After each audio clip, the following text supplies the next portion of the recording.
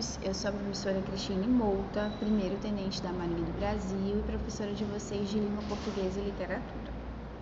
Nesta aula eu vou fazer uma pequena revisão, na verdade uma revisão e autocorreção da lista da semana 3, tá bom? Então, vamos lá.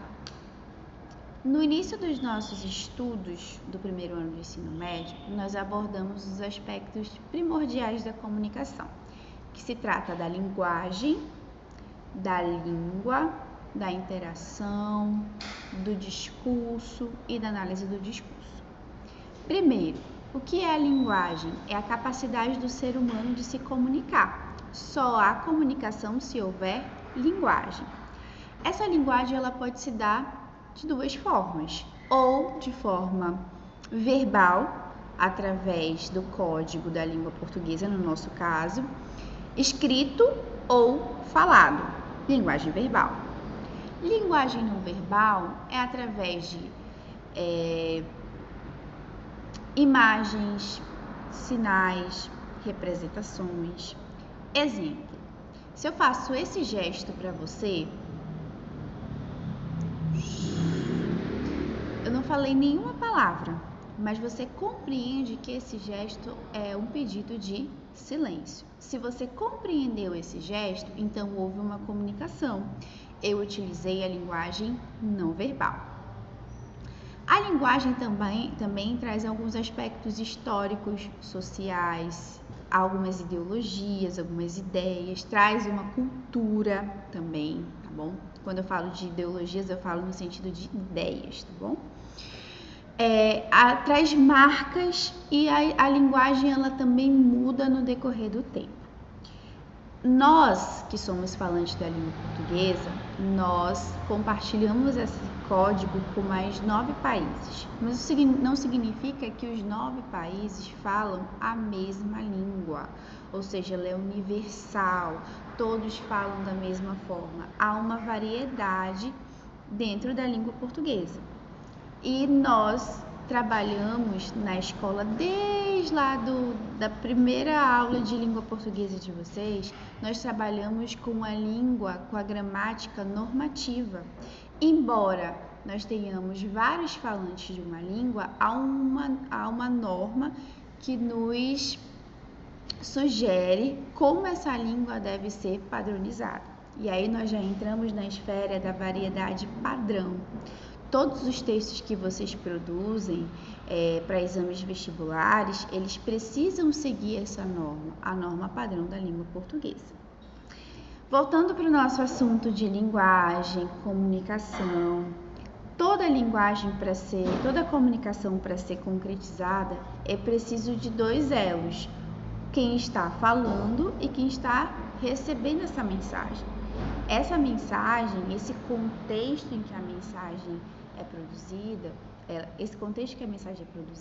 esse entendimento dessa mensagem, eu chamo de discurso, análise do discurso, intenção do discurso. Nem sempre esse texto ele é claro e objetivo. Exemplo, uma notícia, como nós estamos estudando em redação, é uma mensagem, é um texto claro e objetivo, porque o leitor ele precisa compreender o fato, quando ele aconteceu, onde, com quem. Mas um poema, ele não é tão claro e tão objetivo quanto uma notícia. Por quê? Porque ele usa uma linguagem conotativa, uma linguagem figurada. Há um poema do Mário Quintana que diz assim: todos que aqui estão atravancando meu caminho, eles passarão, eu passarei. O que esse poema quer dizer? Qual é a intenção do discurso? Qual é a interpretação desse poema? Que eu vou ultrapassar as dificuldades da vida. E para esse entendimento acontecer, o autor brincou ali com as palavras pássaro e com o verbo passar, né? Para dar essa sonoridade, levar o leitor a compreender esse poema. Então, esse discurso aqui, ele traz intenções implícitas. O poema do Mário Quintana traz intenções implícitas. O discurso, a mensagem está implícita, precisa de uma demanda maior do interlocutor para compreender. Mas uma notícia traz o quê? Mensagens explícitas, porque ela é clara e objetiva. Eu trouxe aqui um cartoon para vocês, né? Eu tenho o uso da linguagem verbal e eu tenho o uso da linguagem não verbal, que são as imagens aqui. Ou seja, eu tenho uma linguagem mista. Há também um discurso. Eu tenho uma personagem que se deparou com um livro e tenta dar zoom. Qual é a análise desse discurso? Qual é a intenção desse discurso? O autor desse texto está tentando alertar essa geração para o uso excessivo de tecnologias. Essa geração não consegue se concentrar, não consegue manusear ferramentas básicas da sociedade, como um livro. Por quê? Porque eles estão imersos apenas na tecnologia. Essa é a intenção do discurso desse autor. Agora nós vamos fazer a autocorreção daquela lista de exercícios que eu deixei para vocês, que traz um cartoon.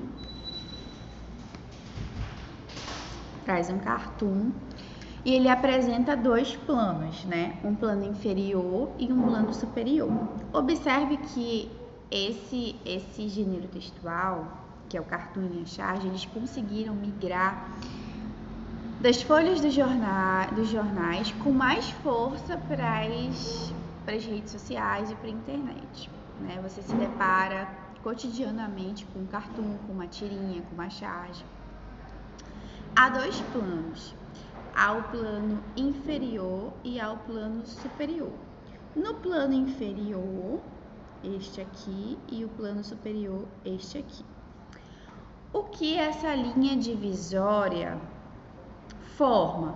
Uns podem dizer vegetação, outros podem dizer gramado, outros podem dizer jardim. Eu prefiro gramado porque quando eu falo de jardim, me vem à mente um espaço florido com muito verde, e a imagem não te remete a esse jardim padronizado que nós pensamos, né?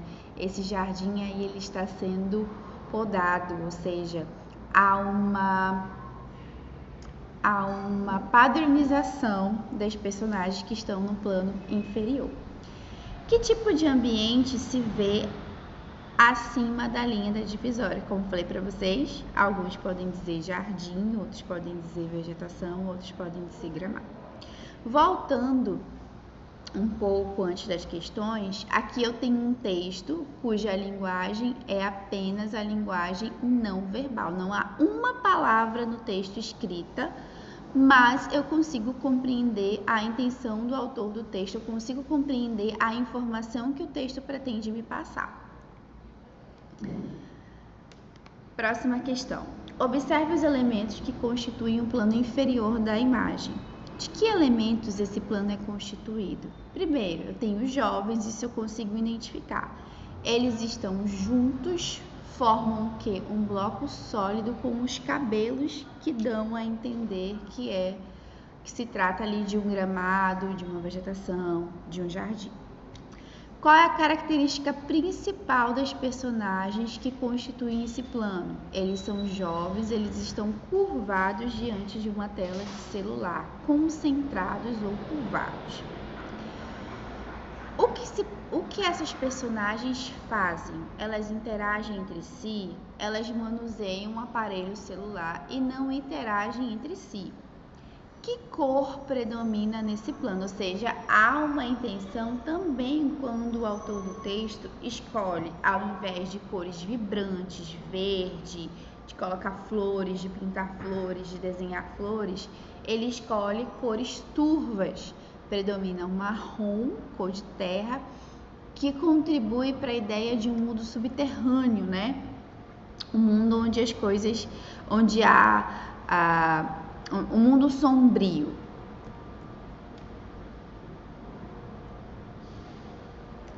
Observe o plano superior do cartoon. Como esse plano se caracteriza de modo geral quanto à cor e aos elementos que o compõem? alguém aparando a vegetação, cuja face não é identificada, você não consegue ver quem está aparando, a gente subentende que se trata de um jardineiro. A outra personagem podando a árvore no final e algumas vegetações resistindo à poda. Ou seja, não foram levadas pelo jardineiro. Note que acima da linha da divisória há algumas cabeças em destaque. O que elas têm em comum? Elas estão erguidas e olham para cima. Poucas, porque a maioria das cabeças que formam a vegetação estão curvadas sobre o celular. Observe a cabeça que está em destaque do cartoon. Por que a cabeça está aberta? O que representa essa cabeça acima da linha? A boca aberta, né, sugere que a pessoa está respirando pela boca, aliviada, como se tivesse conseguido furar a bolha, né? A postura para fora é como se ela tivesse conseguido furar a bolha, dá um tom de resistência em relação aos demais. D. Quem são os homens que estão nesse plano? O que estão fazendo? São jardineiros, eles estão cortando a grama e aparando as árvores. A primeira impressão é essa. Mas o que o autor do texto pretende falar ou dizer ao colocar esses jardineiros cortando e aparando a grama, né? Ele pretende criticar a alienação, né, de quem produz o conteúdo que está sendo visto nos celulares.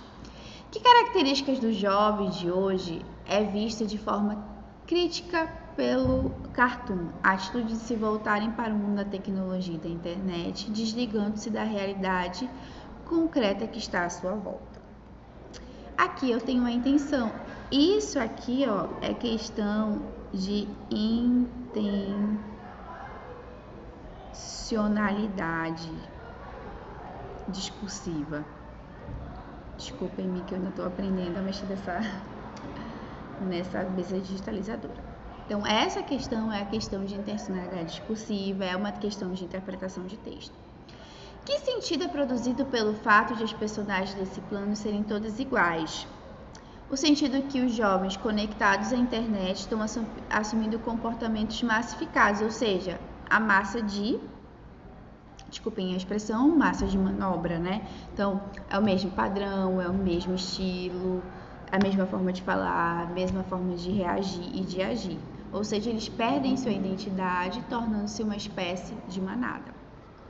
C. No plano superior, o que representam as cabeças em destaque e as folhas das árvores que estão sendo podadas? Representam um comportamento indesejado ou rebelde, né?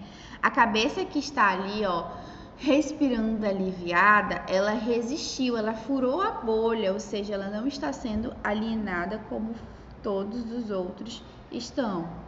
E ali eles estão tentando eliminá-lo e torná-lo um elemento do conjunto a fim de que haja harmonia. D. O que representam os jardineiros e as suas ações? Representam as pessoas e as iniciativas que rejeitam os jovens diferentes. Na minha interpretação, representam aqueles que produzem o conteúdo e que não querem que as pessoas, que os jovens pensem além da bolha em que eles estão inseridos, tá? Que não quer fazer parte de um mundo massificado e que quer ter ideias próprias.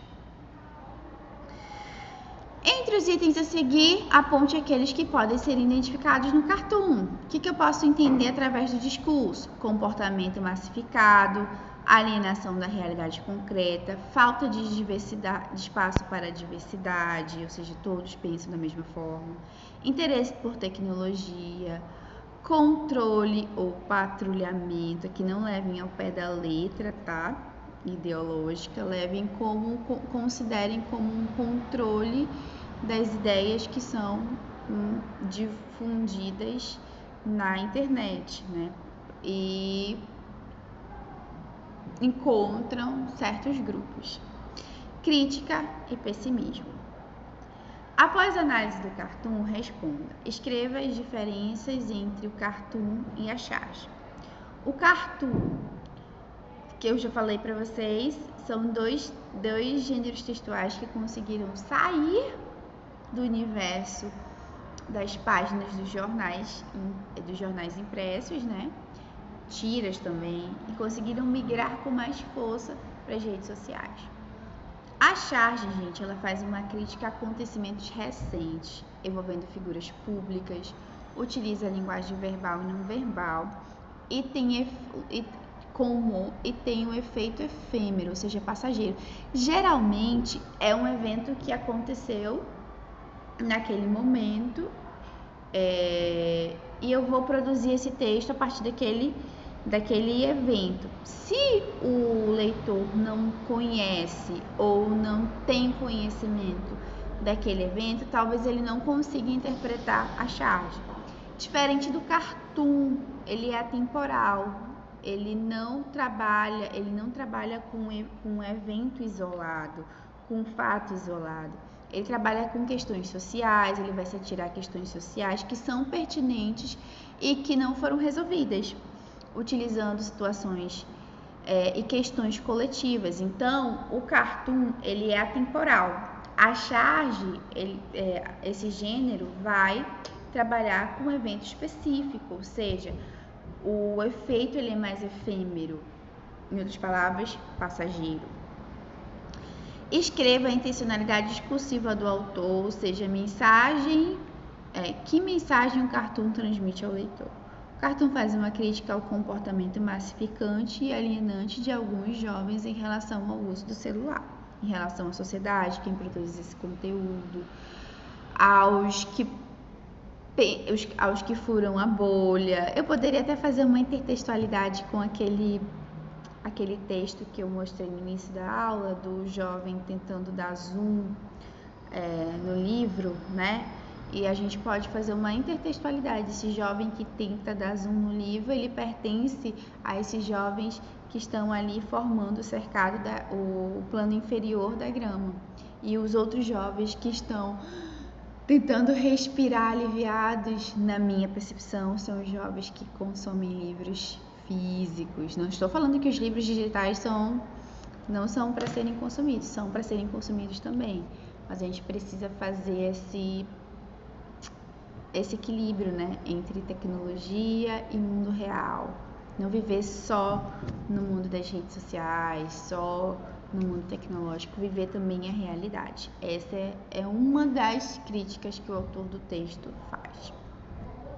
Agora a gente vai falar um pouquinho sobre esses gêneros mais atuais, esses gêneros que estão ligados ao universo da internet, das redes sociais.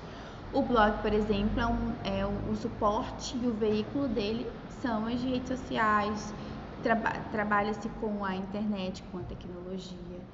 Então, antes era uma página isolada, hoje a gente já consegue ver dentro das redes sociais os blogs, né? Que é uma espécie de diário digital.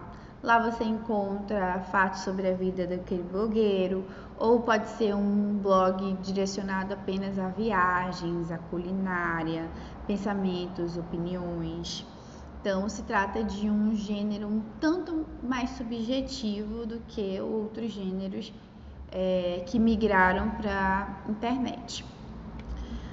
Nós também temos os memes, né? Tem alguns estudiosos que não caracterizam como gênero textual, mas como gênero tecnológico, porque é um gênero que só precisa desse suporte para existir, precisa desse suporte desse veículo que é a internet. Então, são piadas, né? Trabalha-se com humor a partir de um fato, ou a partir de uma foto, ou de um recorte de um filme. E sempre traz, o objetivo é provocar humor, provocar uma piada. Esse é o objetivo dos memes. Podem ser utilizados também em campanhas publicitárias. Trabalha com a linguagem verbal e não verbal, ou seja, com a linguagem mista. Mas o pressuposto é uma imagem, tá bom?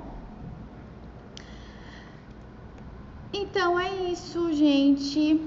Espero que vocês tenham tirado as suas dúvidas nessa videoaula.